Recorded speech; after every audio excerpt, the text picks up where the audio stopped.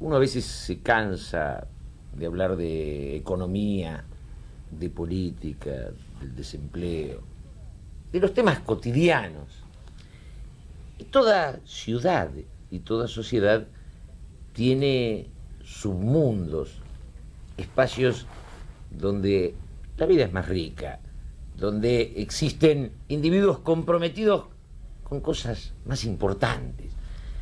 Y nuestra Buenos Aires tiene un espacio de poetas, un mundo de poetas. Uno piensa que ese mundo es un poco un coto cerrado, porque ¿quién iría a un supermercado de poesía? Digamos, se ponen tantos negocios, ¿cuál es el espacio de los poetas? Quizá dentro de unos años alguien pone un supermercado de poesía y es el gran negocio del siglo. Yo a veces imagino que son tan pocos los que estudian filosofía, todos estudian administración de empresas, que los 4 últimos filósofos van a ganar fortuna, por la escasez, se me ocurre. Pero los poetas, que uno podría pensar que solo existen en épocas de utopías y romanticismo, también existen hoy. Estoy con 3 poetas, me imagino que no viven de la poesía, pero mantienen la voluntad de escribirla, de pensarla, de debatirla, se mantienen en ese hermoso mundo que uno admira y que, ¿quién nos sueña a veces poder escribir un poema? Porque ser rico, llegar a gerente, todas estas pavadas las hace cualquiera, pero tener la inspiración de escribir música, poesía o literatura, llegar a ese nivel del ser humano, esto sigue siendo lo más importante. Lo demás, lo que hoy parece importante, es secundario. Estoy con Horacio Pilar, que es un viejo amigo mío, pero que siempre habló de política, nunca me dijo que era poeta. Y con José Peroni y con Raúl Santana, que es, además, director del Museo de Arte Moderno. Bueno, ¿cuál es el lugar, Horacio, que sos mi más viejo conocido, que para vos ocupa la poesía en tu vida? No vivís de la poesía, no vendés libros. No, para nada, es imposible vivir de la poesía a cierto nivel. Hay algunos contados poetas con promoción internacional que viven de la poesía, y hay en Europa un espacio de sobrevivencia para los poetas que no existe, en la Argentina no existe. Existe... No son tema los poetas para nosotros. No es que son. Existen los poetas aplicando su oficio en el ámbito del mercado. Eso existe. Existen poetas, yo he conocido poetas que de alguna manera sobrevivían en virtud a sus méritos, pero por degradarlos, por ponerlos al servicio del mercado. De causas menores, se hacían asesores publicitarios. Sí. O también recitales, hay gente que trabaja dando recitales, componiendo. No. Claro, hay otros poetas, hay poetas que hacen letras de canciones y a veces tienen éxito con sus canciones. Entonces pueden también vivir mucho éxito de su oficio. Si son muy malas, también tienen Tejada Gómez es un poeta que vive, creo que a Héctor Negro no le va mal con su obra, que es una obra extensa en el campo del tango, y así innumerables casos, ¿no? Pero no como poetas. Claro. La poesía como tal, en principio, pasa por el traspié de una educación que falsea la relación de la gente, de los muchachos, de los chicos, con el lenguaje. Porque el tema del lenguaje es el tema de la verdad. Y el tema de la verdad no se da de mil maravillas con el tema del poder. Y el tema de la educación es un tema fundamentalmente de distribución del poder entre grandes y pequeños. Nunca es un tema de contemporaneidad. No es un tema de estamos todos juntos, somos parte de... bañados por un lenguaje del cual nosotros no hicimos una sola palabra. Porque todos somos usuarios de millones y millones de vidas anteriores. Desde los gritos guturales hasta ahora, somos usuarios, somos mínimos incorporadores de algún giro, de algo que quizás quede como una marca en un determinado ámbito, en un grupo social, y que pueda o no después trasladarse. Santana, vos no estarás de acuerdo con lo que dice Horacio Pilar, no estoy de acuerdo, sí, estoy básicamente de acuerdo, en general estoy de acuerdo con Horacio. Nosotros mantenemos desde hace más de 30 años una amistad muy profunda y que siempre estuvo atravesada por la poesía, por nuestras lecturas, por nuestros amores y por una reflexión constante sobre la poesía. Me parece que el tema de la verdad es un tema que la vez pasada estaba pensándolo en otro ámbito, ¿no? Es un tema que puede hacerte ir a parar al fascismo. Creerse que alguien tiene la verdad es entrar en el fundamentalismo. A mí me gustaría relativizar o tratar de analizar qué quiere decir Horacio, por ejemplo, con verdad. Hay varias formas. Él opone verdad a poder, ¿no? Él opone verdad a poder, y eso es una cosa que... Pero acerca el hecho de la verdad al lenguaje. Es decir, la forma de cambiar el lenguaje pertenece a los poetas también. Es decir, es como si fuera la máxima función, acercar el lenguaje o revelarlo. Más que acercarlo, se trata de revelar el lenguaje. Yo, si me perdonás, José, yo diría que porque existe el lenguaje y porque el lenguaje cotidiano, el lenguaje de la televisión, el lenguaje que todo el mundo habla, déjame terminar, es una cárcel, existen los poetas. Los poetas existen para hacer estallar esa cárcel que es el lenguaje, cuando el lenguaje se vuelve esa banalidad, que a algo de eso aludió un poco nuestro amigo Julio, cuando dijo ser gerente o esto. Hay todo un tránsito con el lenguaje en el mundo comunicativo que nada tiene que ver con la poesía. La poesía tiene que ver con una relación con el lenguaje, y que también, que un poco le contesto a Julio, no es tan importante que, por ejemplo, la poesía tenga millones, si los tiene mejor, millones de interlocutores. La poesía va a parar a la lengua.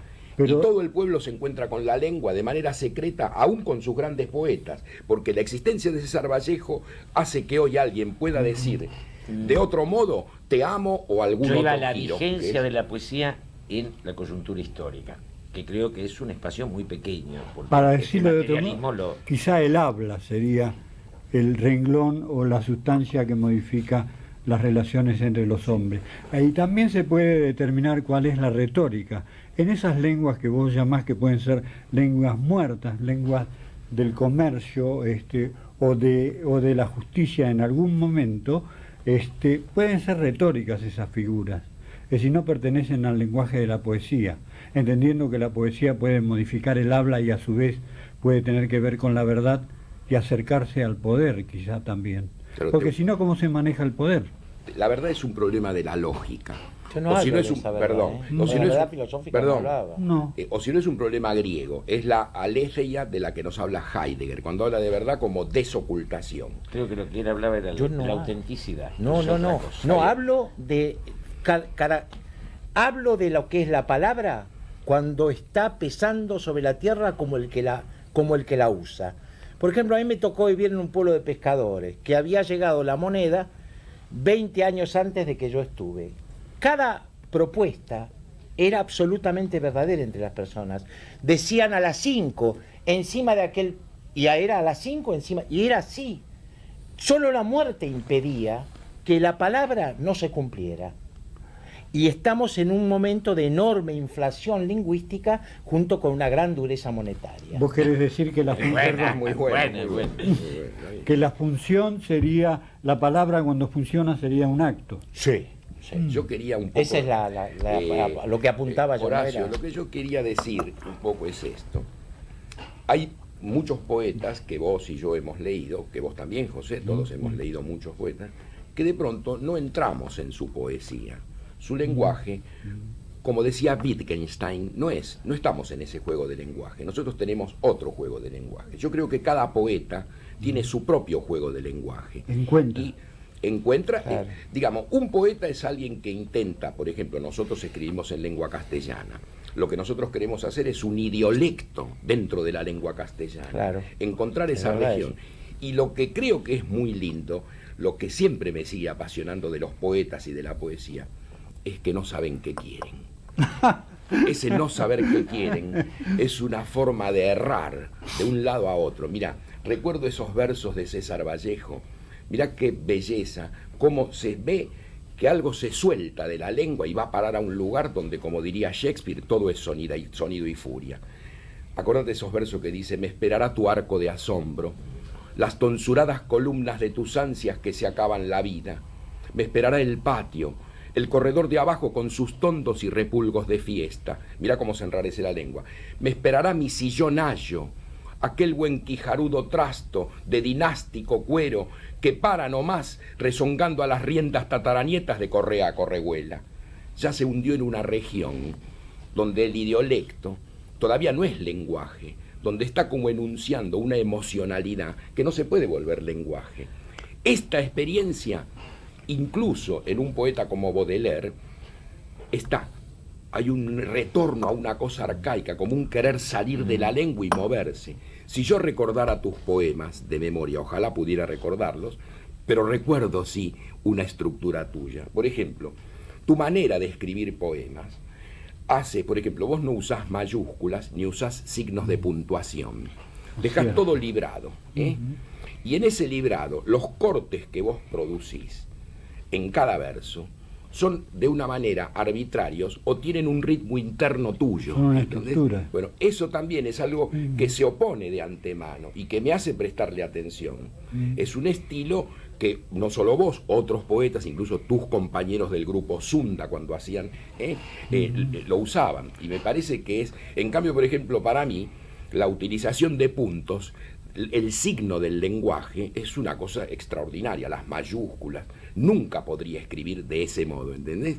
Ahora, puedo entrar en tu juego de lenguaje. Es que yo creo que la lengua en este momento tiende la poesía a que sea un habla, es decir, una conversación. Y yo incluyo los signos o la falta de signos para tratar de llegar a la conversación, que esa conversación sea lo más amplia posible. Esa es mi tentativa con respecto a la escritura. Sí, sí. No, y es correcto, y además siempre lo he leído así. ¿Y la tuya, Horacio? Porque si no, no te dejan hablar, porque ya te veo muy frustrado en esta mesa, vos tan tímido. No, estoy escuchando atentamente, además me parece todo pertinente. En fin, es poco el tiempo que se tiene para hablar cosas con cosas, entonces... Te pregunté por tu poesía. No, es que podría decirte que he dejado, en realidad, mi poesía no tiene etapas o periodos. A veces aparece un poco más, como él dice, en el eje del lenguaje, casi bordeando los neologismos, ¿no? Las palabras nuevas. Y otras veces está ligado a una especie de rememoración de los ritmos más tradicionales de la lengua española. Ahora, el poeta necesita ser un transgresor. Él decía, el que rompe los barrotes, sale de los límites del lenguaje. Y sí, en realidad el poeta trabaja en un área muy difícil, que es el área entre la emoción y el lenguaje, que es un área que es absoluta, que está absolutamente vedado prácticamente. Las personas no pueden traducir emociones. No solamente no pueden nombrar el alféizar de la ventana, o ya a esta altura el cielo raso, me supongo, sino que les cuesta manifestarse en relación con sus afectos. Y en Buenos Aires se ha hecho un momento de un espacio del afecto, del espacio de la emoción estética. La poesía yo creo que tiene que ver con la experiencia más primitiva de la formación del lenguaje de cada uno de nosotros. Por eso cualquiera es poeta. Porque cualquiera sabe la densidad o siente o lleva la densidad de ciertas palabras en su arqueovida, en su vida anterior. Esto es lo que yo creo. Entonces sacan de esa, uno empieza a tirar de esa galera misteriosa de la memoria y empieza a aparecer un perfume sobre el lenguaje que lo torna nuevo. Eso es lo que pienso. Es lindo lo que decís, ¿eh? Eso es lo que siento, ¿no? José. Yo agregaría a lo que dice Horacio, que de pronto la poesía es una forma de justicia también, porque creo que leyendo poesía se descubre lo que es arcaico y lo que es lingüísticamente no válido. Yo podría decir que leyendo poesía uno entrevé la retórica también, o lo que es retórico. Está bien. Estás diciendo, usando la palabra retórico como una desgracia. Como una desgracia. Claro. Está bien. Te entiendo perfectamente. Porque la retórica... Es el estudio de la escritura. Pero lo que se vuelve retórico. Yo digo, por ejemplo, que es retórico lo que no pertenece a una lengua viva, a una lengua donde él entreveía que la lengua es una función, un acto. José, la vez pasada yo estaba presentando un libro en el museo, presenté el último libro de Juan Gelman, ¿no? Salarios del Impío, y entonces me recordé de un verso de César Vallejo, muy lindo, que dice: confianza en el anteojo y no en el ojo. Yo decía que al decir confianza en el anteojo y no en el ojo, esto crea una desconfianza radical sobre la propia subjetividad del que lo dice. Confía más en el anteojo que en su propio ojo. Y yo busqué dónde podría... Era cierto, no estaba dirigido, por ejemplo, no es un encuentro de él con algo que había visualizado fuera de él. Claro, pero, es la pregunta, ¿eh? Claro, pero lo que quiero decirte es esto, que leyendo después a un gran poeta inglés, Oden, creo que entendí de una manera muy profunda qué quería decir Vallejo.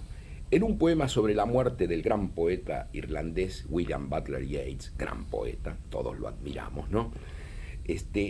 Oden escribe un poema a la memoria de William Butler Yeats cuando muere, y en un momento dice: oh sí, los instrumentos que tenemos están de acuerdo que el día de su muerte fue un día oscuro y frío. Vos pensá, si Oden hubiera dicho que el día de la muerte de Yeats fue un día oscuro y frío, hubiera dicho una banalidad y un lugar común espantoso. Pero, por ejemplo, hay una utilización de lo que es una inteligencia poética. Él rescata un lugar común que desde Virgilio hasta nuestros días, bueno, ¿quién no usó para explicar en algunos estados de ánimo imágenes de la naturaleza? Él lo pone, pero dice: oh sí, los instrumentos que tenemos están de acuerdo que el día de su muerte fue un día oscuro y frío.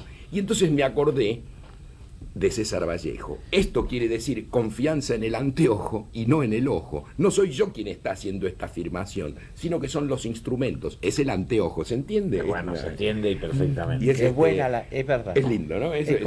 Pero lo que ocurre es que, claro, no hay un solo funcionamiento. Eso es lindo, la idea es esa. Yo tengo la sensación de que de pronto, por ejemplo, en mi propia poesía, tengo que enrarecer todo. Y de pronto creo que tengo que tener una claridad meridiana, hasta tonta te diría, de un prosaísmo que es como afirmar lo más obvio. Y yo creo que eso es lo interesante de los distintos caminos de la poesía, cómo pasa por... Ahora, la última etapa de la poesía popular argentina fueron los grandes poetas del tango. Yo creo que sí. Por ejemplo, yo me siento más inspirado en los Expósitos, en los hermanos Expósitos, o Homero Mansi, que en muchos poetas. Grandes poetas. Son grandes poetas. Me parece que desde siempre lo fueron, además. Desde cualquier ángulo. ¿No te acordás aquel soneto? Debe ser uno de los sonetos más perfectos que se escribieron en la Argentina. Cuando digo esto quiero decir, creo que es un soneto que el gran poeta inglés Eliot habría admirado. ¿Te acordás? Guarda de ómnibus, de Celedonio Flores. ¿Lo puedo decir? Sí, pero después va a decir un poema cada uno de ellos dos, porque si no, pues, el único y también yo voy a decir uno mío. Los de los demás y los de... Está bien. Decí cuánto tiempo hay para saber. Claro. Se llama Guarda de ómnibus. Dice: Pafioca no sirvió porque una mina, a quien le hizo un laburo deshonesto, le dio el apuntamento en una esquina y delante del cana le dio el pesto. Quiso hacer un escruche y cuando fueron a arreglar el asunto de la billulla, te le hicieron un laburo, te le hicieron que tuvo que poner menega suya. Fue pintor, albañil, bandoneonista, cantor aficionado, fue cloaquista, batidor amargado y atorrante. Hoy requinta una gorra, usa taquito, se apila a la piolita y pega el grito: se me quieren correr más adelante. ¡Qué lindo! ¡Qué extraordinario! Es el ejemplo de... En ese espíritu hay los sonetos mugres de Giribaldi. Sí, claro.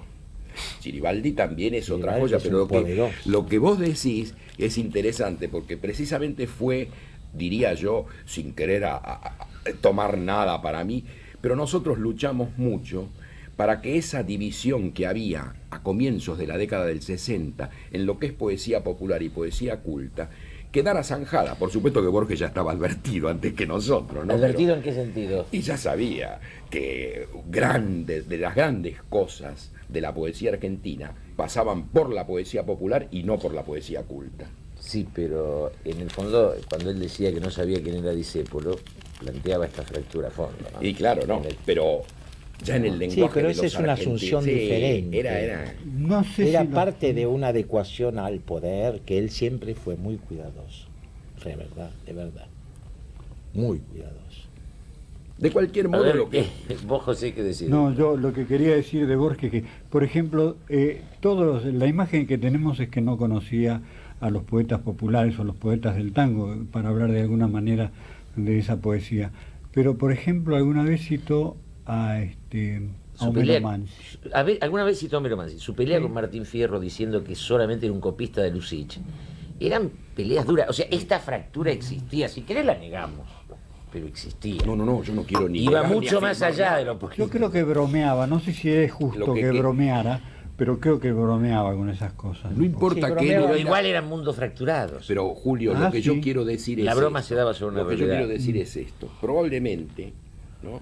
Lo difícil entre los argentinos es quién está en la misma calle. A mí no me importa que esté en la vereda de enfrente, no, eso sí. pero hay que estar en la misma calle. La cuestión es que vos estás acá y el otro está a 5 manzanas. Más bien, era la cosa. En este sentido te diría que Borges es un hombre que, por lo menos yo lo siento, que está en la misma calle y que hubo todo un espíritu que en esa época, en cierto modo, encarnamos unos cuantos jóvenes que teníamos esa pretensión, aunque esté en la vereda de enfrente. No. De hecho, está en Alguna la vez vereda nos de enfrente. negábamos también. Claro, Muchas veces nos muchísimo. Cuando pero nos ¿qué agarraba el te parece? ataque de marechalianos a Claro. todos, ¿no? Sí, Como claro. opción, como Claro, fractura, como...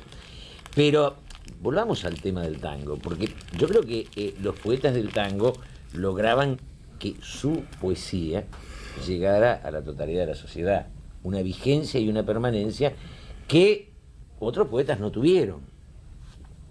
Claro, pero eso tiene que ver con la extraterritorialidad de la cultura que se da a partir del 55. Esto es la verdad, yo no encuentro otro dato. ¿Cómo? La Argentina se transnacionaliza En el como después proyecto del 55. moderno en el 55. Ah. Y esa modernidad, digamos, importada, le hace perder la modernidad de un gran proceso de construcción nacional, cultural, científico y tecnológico que quedó inconcluso. Homero Mansi, Cátulo Castillo O sea, queda con- y Discépolo eran peronistas. Esto es una fractura Eso es política. verdad. No era gratuito. No solamente eso, los grandes cineastas, grandes artistas. Y en general la posibilidad de que el artista, por más humilde, aunque fuera un enano que tocaba la cítara, tenía en el número vivo la posibilidad de vivir dignamente. El número vivo era una maravilla. La dignidad de ser artista de cualquier calibre era maravilloso, era una cualidad de la comunidad. La obligatoriedad del número vivo da una vigencia al artista que uno veía maravillas en los cines, ¿no? Claro. Pero bueno, no hay más número vivo, no hay cine, va a haber número vivo. No. Pero Quiero decir, había un entorno, una contención indescriptible que se desdibuja, digamos. Yo creo que el bolero y el tango son heridos de muerte en el 55. A mí me parece Eso es lo una que yo cosa. pienso. Si me permitís, puedo decir Como algo, Horacio. expresión de una comunidad entera. Como ¿eh? yo tengo muchas diferencias siempre con Horacio, nos peleamos mucho. bueno, claro, se han matado acá 20 minutos Yo creo- riéndose. Yo creo... Yo no estoy de acuerdo tampoco. Claro, con lo que para dice. nada. O sea, son dos contra él. Sí, ahora sí. tenemos lo vamos que a- saber una Sí, cosa. pero- Creo que tenemos que saber una cosa. Cualquier momento histórico que aparezca, no pudo haber salido nada más que de un pasado más o menos inmediato o de un pasado remoto. Lo que uno se tiene que preguntar es qué hicieron determinadas épocas para que advenga eso que advino que de pronto nos parece una desgracia y no idealizar a las épocas que pasaron. Está bien, Esto es lo que yo en Pero eso la coincido, época, coincido. eso, la Pero- época de, querido, no, pero hay- bien, pero- no obstante, Si la no época parece del que- 40, la época del 40, con Discépolo, con Homero Mansi y demás, ellos eran poetas sin saber que iban a ser peronistas. Es decir, eso fue un No, caos. eran radicales. Eso fue eran radicales. Eran de Forja. Y eran poetas fundamentalmente. Lo que creo que sí que fundamentalmente. No sé qué era, pero Homero Mansi era de Forja, claro. Claro. Era de Forja, claro.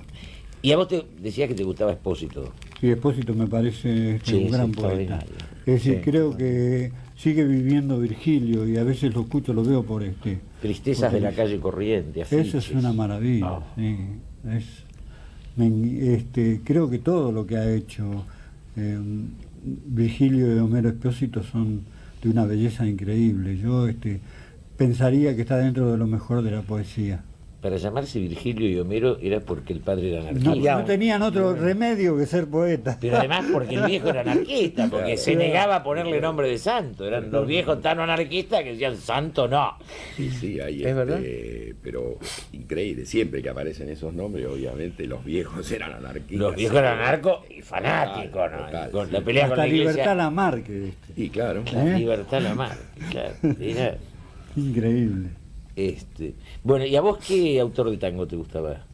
¿Qué poeta del tango? No, Homero Mansi, Espósito, muchos. La verdad que son enormes la cantidad. A mí me asombra que no lo nombran a Celedonio, no Celedonio. Celedonio Porque el negro Flores. Celedonio era más atorrante, ¿sabes lo que creo? Era menos culto y me parece que justamente, por ejemplo, cierta militancia política siempre fue muy idealizadora del pueblo y uno ahí descubría que no tenían un contacto con el pueblo. Al pueblo no se lo idealiza, el que lo tiene que vivir de al lado lo sufre, lo ama, pasa todo lo que Pero sucede. nadie que sea pueblo puede idealizar. Es Por decir, el supuesto. que es Esa parte del discusión pueblo. que plantea Raúl Santana para Horacio Pilar y para mí hace 20 y pico años, para él que tenía otra inserción, fue el debate entre oscuros y iluminados. El debate del que no hay nada escrito, pero fracturó una generación. Sí, ¿O no? sí. Vos Sí, participaste. sí. Yo por mi pertenencia... Vos eras oscuro. Mi pertenencia al peronismo no existí como poeta. Esa es la verdad. Yo creo que no existí por eso.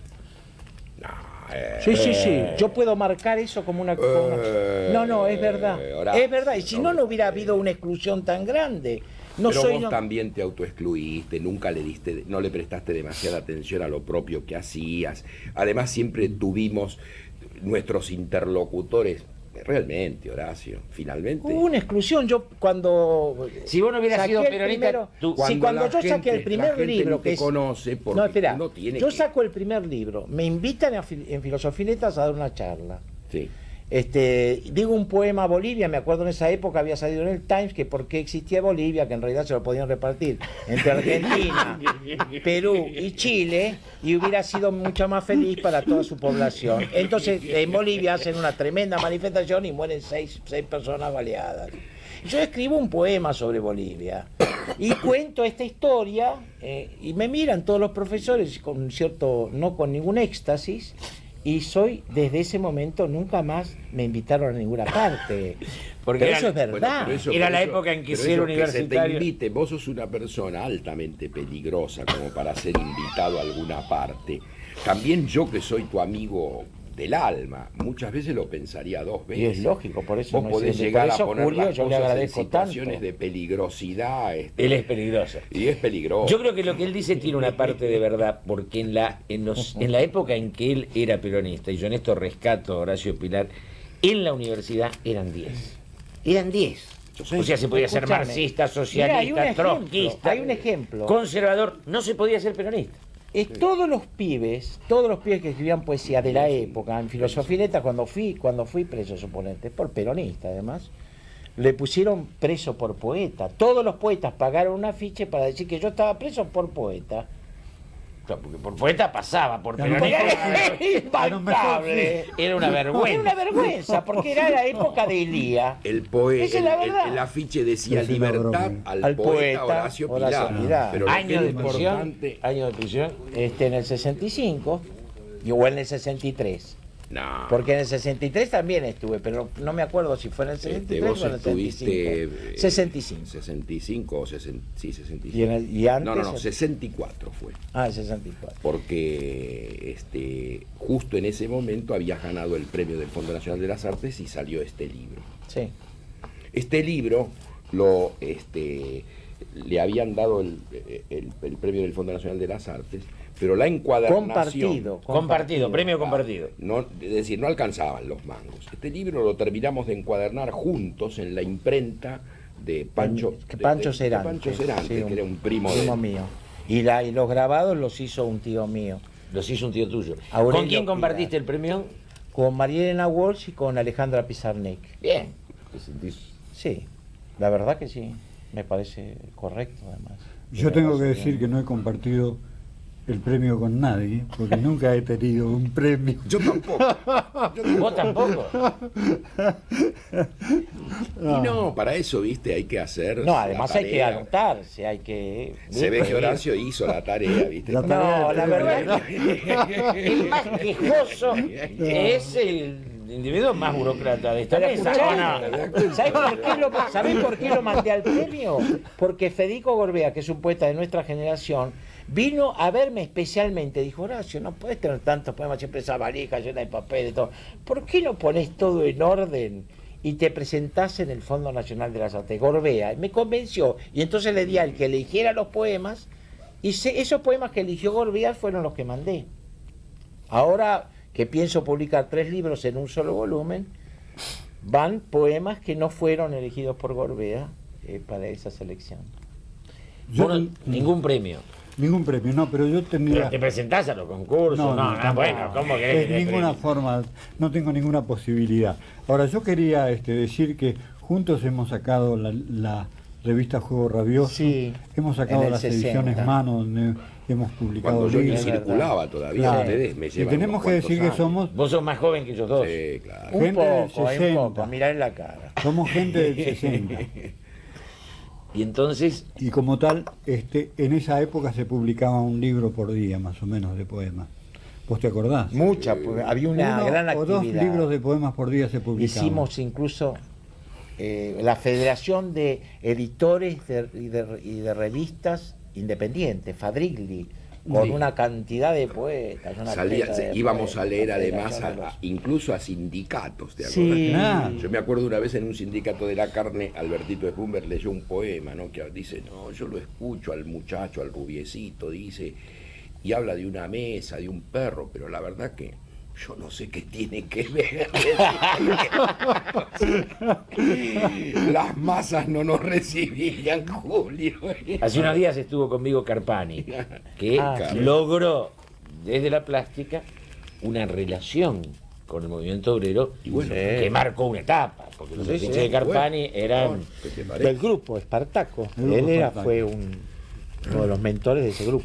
Pero él en particular, claro, probablemente sea uno de su generación, uno de los artistas que fue decididamente Un artista a trabajar militante. Un artista militante. ¿Ustedes se acuerdan toda esa etapa del compromiso militante del artista y qué debate traía esto? ¿No? Un debate mundial, no se podía ser un militante no comprometido. Todo No, eso un artista pasó, no un comprometido. artista no... Quizá un artista eso no. tenía mucho que ver con lo que vos decís de que uno supone que tiene la verdad, ¿no? Porque esas verdades en este momento han desaparecido, casi como, es decir, ya transformado en un puente, es decir, la lectura de la cultura o de la poesía es más amplia en este momento, se me ocurre. Más amplia de No te fijas en la Más ideología amplia. del que escribe, no te importa la belleza de lo que Claro, exactamente. Eso sí. Es decir, los temas pueden ser nominados y pueden ser mínimos, pero la forma de escribir ese tema es muy importante también. ¿Mm? Hay una injusticia que nosotros cometimos por nuestra vejez. Hay muchísima poesía circulando en los sistemas de comunicación más de los jóvenes, que el rock popular, el rock nacional llamado, y baladistas, y en general de gente que trabaja también en el campo de los poetas en el mundo del folclore, que todavía sigue teniendo una contención muy favorable, en donde se expresa, además hay más posibilidades de castellano poderoso en el folclore que en el rock, en donde hay toda esa limitación, digamos, del ritmo y de las reservas que da una música de alguna manera dependiente, esa es la verdad. Pero hay también expresiones hallazgos poderosos, ¿no? Desde el punto de vista de la poesía y en el ámbito de lo popular. Mira, sin ir más lejos, yo me acuerdo aquella cosa de Manal, que dejándola liberada, con esa brutalidad, pero qué hermoso, jugo de tomate frío, en las venas deberás llevar. Me parece una cosa y entonces empieza hablando de una realidad a la que hay que soportar. O aquello de la avenida Rivadavia también. No, muy lindo, ¿no? Muy esos blues. Es muy Avellaneda Blues. Avellaneda Blues. Muy lindo, sí, hubo. Sí, sin duda. ¿Y ahora la poesía por dónde transita? No, por eso está insertada en el ámbito, es verdad, pero lo que pasa es que una poesía que forma parte de la música, cuando es poderosa, es una canción poderosa, nunca es un poema poderoso. Porque una canción poderosa obtiene ese casamiento intransferible, sin música, ¿entendés? La letra por un lado y la música por el otro. O sea, las tentativas de ponerle canciones a las letras, que a mí me parece una cosa realmente barata para el que produce, que el compositor, desde el punto de vista de la falta de compromiso, y porque total le pone la música a lo que le gusta. Pero hacer poetas y músicos juntos, algo juntos, es realmente una experiencia muy valiosa y muy importante. Pero no es la poesía. La poesía corre ¿No es la por poesía eso? No. La poesía tiene un andarivel propio, que es la propia música que contiene en su hacer.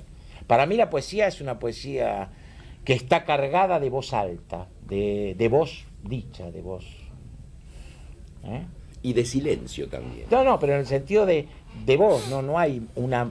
No hay una mina bailando cuando vos decís un poema, o una gente que toca para que la gente pueda soportar la poesía.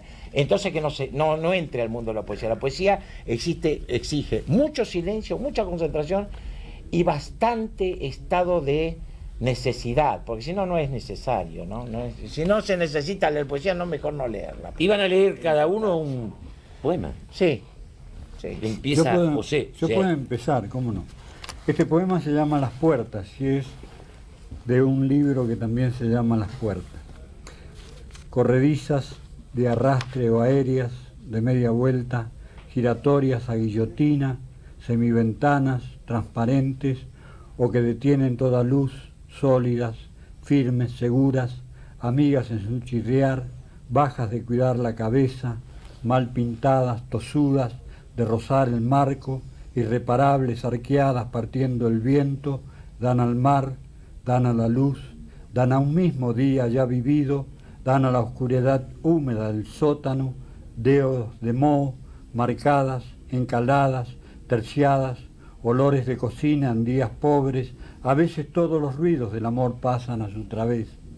Si un niño ha abierto muchas puertas, es ya un hombre que conversa con un niño, a veces a través del ojo de la llave, a veces tirando de los dos lados del pestillo a un mismo tiempo, un niño detrás, un hombre delante, a veces coinciden en tirar armónicamente, el abrir hacia adentro uno, el cerrar hacia afuera el otro, a veces se encuentran buscándose por todas las puertas, abiertas, cerradas o viceversa. Precioso. Bellísimo. Muy lindo, José. Muy buen poema. Bueno, ahora, ¿a quién le tocaría? Sí, un poema de él. Pero él lo va... Poemas bellísimos. Él conoce, creo que conoce casi toda su poesía. Bueno, yo no sé bien si decir un poema muy difícil o un poema... Me gustaría ver si pasa por... Si pasa... Sí, así la mitad y mitad. Voy a leer, bueno, porque José, que no conoce mi último libro, Mácula, quizás no, y como es un poema que está dedicado a un gran pintor, que es un gran amigo de nosotros, que es Carlos Gorriarena, ¿no? Voy a decir un poema de mi último libro, Mácula, que se llama La última conversación. Dice: recursos endebles. ¿Sus ojos dónde? La mesa de noche limita la certeza que hay más allá. Todavía medio erguido, vuelve a encender la luz. Pregunta todo, como si preguntando permaneciera. Apoya tu cabeza, musita una voz desde el banquito. Otra vez se instala entre las sábanas aquella remota escena. Abandónate, vuelve a decir la voz. Él piensa que la escena es incompleta. El caballo sí, pero ¿dónde el campo iluminado por la fría luz de invierno? recuerdo de recuerdos, un cuerpo desaparecido, otro evocado.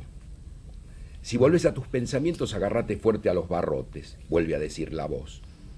Y en su mente hay sábanas, cada vez que el látigo se agita por el aire, aquel caballo, con paso tambaleante, hipnotizado por la tierra, da tumbo, se arrodilla, busca un lugar para descansar. Ahora la luz es un abismo, y él vocifera, caballo, mesa, certeza, esta rodilla. Abandonate, vuelve a decir la voz. Y la boca es un negro agujero, cada vez menos visible. Qué lindo poema, che. Muy bueno. Bueno, hagamos un minuto para que el compañero Horacio... ¿Vos lo vas a leer o lo sabés de memoria? No, yo no, la verdad que no. Sí, no. Ni de memoria, nada. Y no, yo prácticamente escribo poesía porque no tengo buena memoria. Para no olvidar tus brillantes ideas. Incluso debes de dudar si lo has escrito también. Sí, seguramente, sí, eso todavía me pasa. Este es un poema dedicado a otro poeta que en este momento vive en España y que es amigo nuestro. Amigo de esta generación además, porque publicó en el 59 su primer libro, El Obelisco y otras y otros poemas. Luis Lucci. Oficio se llama. Mi amigo Lucci abre la canilla y el nivel de la sangre cubre las palabras secas, los árboles de la noche, tapa a los muertos, rebalsa la nariz de los sepultureros y siguiendo el declive fluye entre los poetas amablemente. La cortesía se bate en retirada hacia las cámaras donde la vida tiene prohibido el verbo.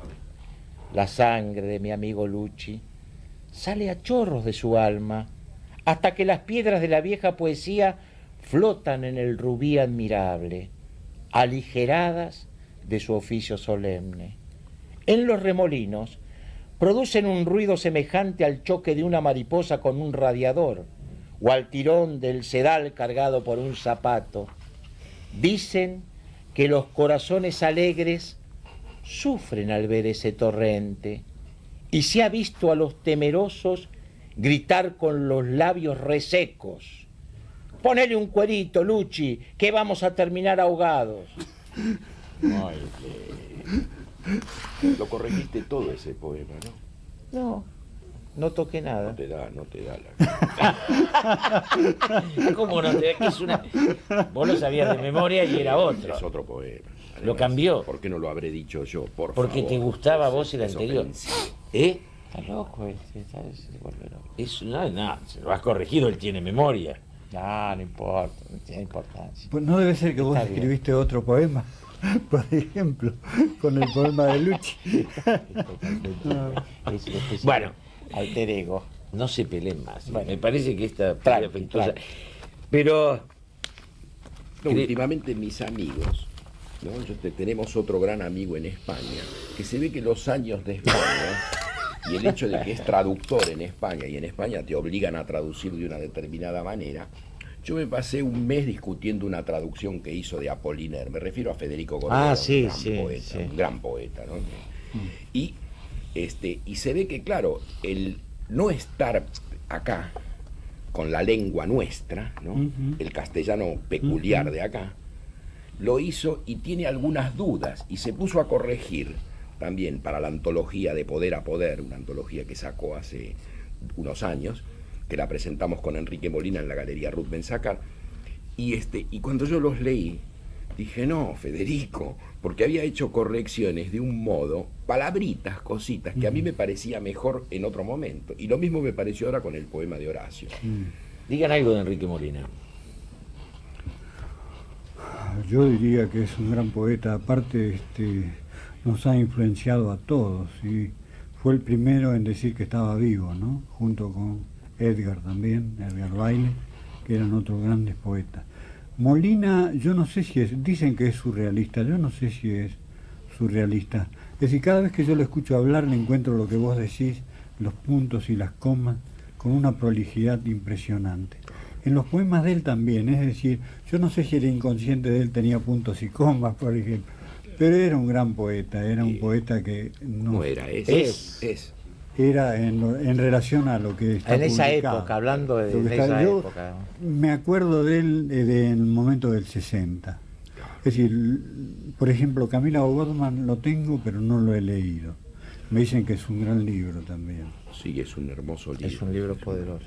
Poderoso, lleno de poesía. Fuera de la prosa. Argentina se lo ve como uno de Uno los grandes poetas escuchá, de América es Latina. efectivamente. Pero es como uno de los grandes poetas de América. A mí me llegó a decir una persona. Amantes antípodas, vos hablás Los de amantes ese libro. antípodas. Sí. Lo que pasa es que con respecto a lo que decís del surrealismo, no creo que hay momentos en que evidentemente está abrevando en lo surreal, pero hay muchos otros momentos en la poesía que es frondosa, una poesía muy Es tropical. frondosa, yo diría que es americana. Sí. Es una poesía totalmente americana, Sí. que nos pertenece.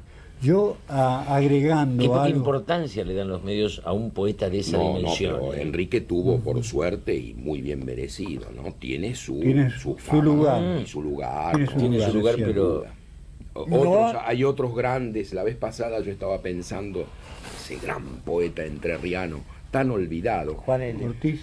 No, bueno, Juan L. Ortiz está menos olvidado que Carlos Mastronardi. Me Ah, refiero sí, a Carlos claro, Mastronardi, sí, que es qué un va. poeta descomunal. extraordinario. Y justamente me vino a ver una chica que está haciendo una antología de poesía argentina en España, que va a sacar la revista Litoral, y no lo tenía incluido. Y yo le regalé mi edición de la Academia Argentina de Letras, ¿no?, de Carlos Mastronardi, y se quedó sorprendida. Después me mandó una carta agradeciéndome el regalo que le hice, ¿no?, y lo va a incluir.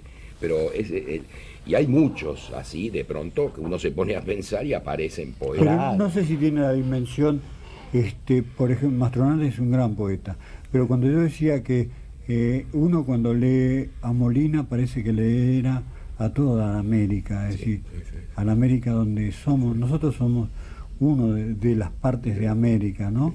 Y a veces lo olvidamos también. Pero él nos refresca la memoria a veces también. Y claro que puede. sí. Está ¿Usted presente no habla, en la Enrique Molina, geografía. Pilar? No, para mí es un excelente y gran poeta. Y Es un gran amigo nuestro. amigo además, nuestro. ¿no? Muy Y querido. quiero que además, si ve este programa, que dé un Se va a salto, enojar conmigo. que dé un salto ¿Qué de la dije? catrera y vayamos a tomar un Sí, vino. no está atravesando un ¿Hay gran- poetas abstemios? Silencio. Parecería que difícil no. eso, ¿eh? No puede haber poetas abstemios.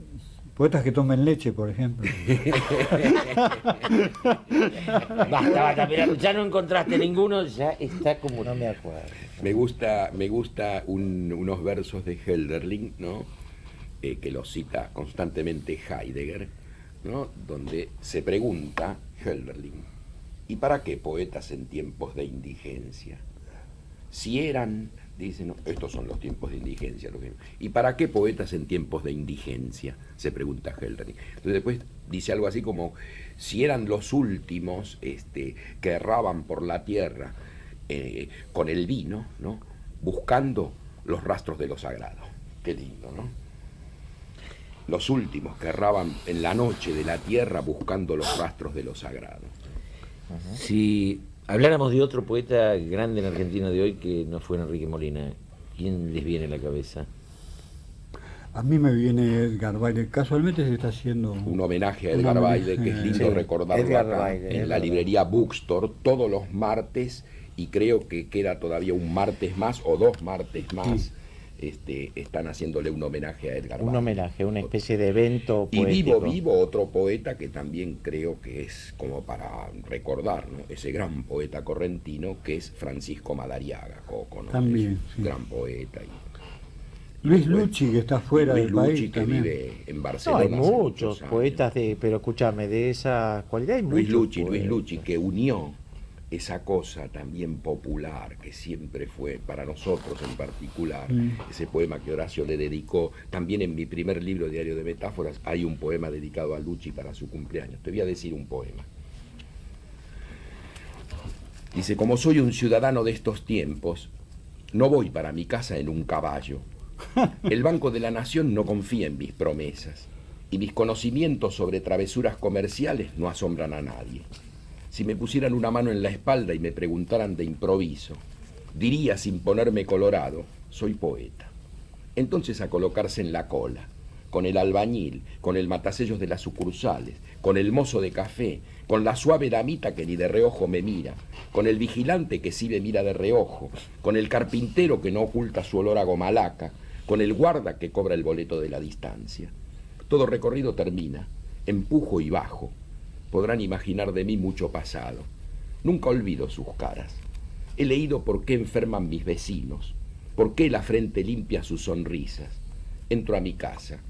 El día menos pensado me voy a mudar. Busco un rincón con un poco de luz. Todos tenemos un rincón. Y libero a Colón, a Tomás Moro, a los astronautas, a los proyectos de la capital de la alegría.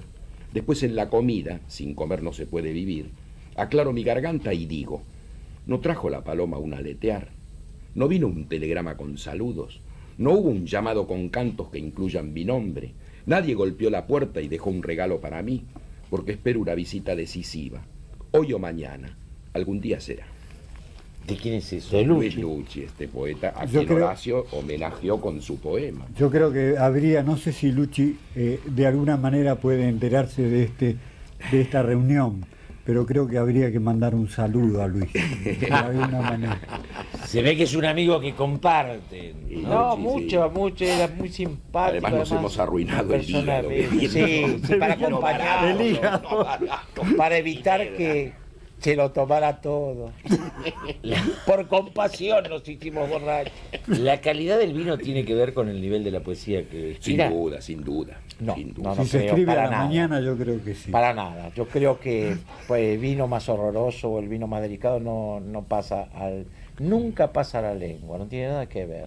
Creo que según la mañana, yo pienso que sí. Lo que pasa es que los poetas son también gozadores, tienen algo que ver con el goce. Entonces, Algo que ver. algo que Todo ver. que ver. No.